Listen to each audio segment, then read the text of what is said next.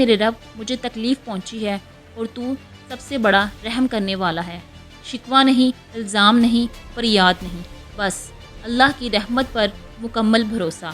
اور پھر اللہ کی رحمت جوش میں آئی، آسمان سے جواب آیا، اپنا پاؤں زمین پر مارو۔ حضرت ایوب علیہ السلام نے پاؤں مارا اور زمین سے ٹھنڈا میٹھا پانی ابل پڑا۔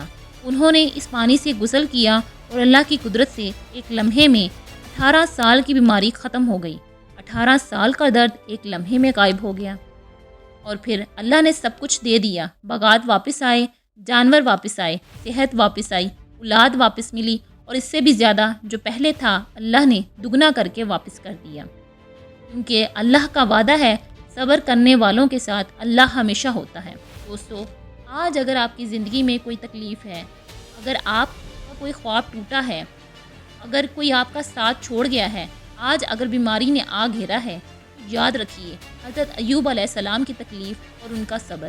اللہ نے قرآن میں فرمایا، اِنَّ مَعَ الْعُسْرِ یُسْرًا، بے شک ہر مشکل کے ساتھ آسانی ہے، ہر رات کے بعد صبح ضرور آتی ہے، ہر آندھی کے بعد سکون ضرور آتا ہے، ہر تکلیف کے بعد اللہ کی رحمت ضرور آتی ہے۔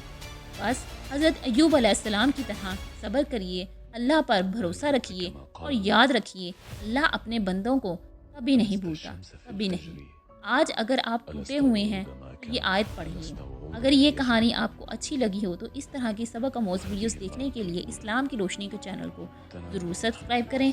شاید کوئی آج ٹوٹا ہوا بیٹھا ہے اور اسے بس اتنی ہی ضرورت ہے کہ کوئی کہے ہمت رکھو، اللہ ساتھ ہے۔